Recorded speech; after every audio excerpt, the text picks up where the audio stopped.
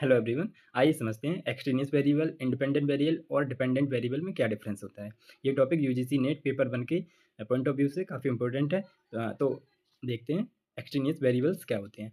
वे बाहरी कारक होते हैं जो शोध में स्वतंत्र चर और निरपेक्ष चर के बीच संबंध को प्रभावित कर सकते हैं। तो इंडिपेंडेंट वेरिएबल और डिपेंडेंट वेरिएबल एग्जाम्पल के थ्रू समझेंगे।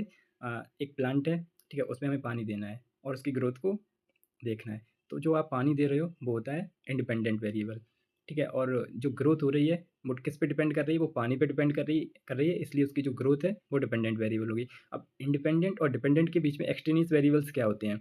ये अनचाहे हस्तक्षेप करने वाले कारक होते हैं, ठीक है। ये अनचाहे हस्तक्षेप करने वाले कारक होते हैं।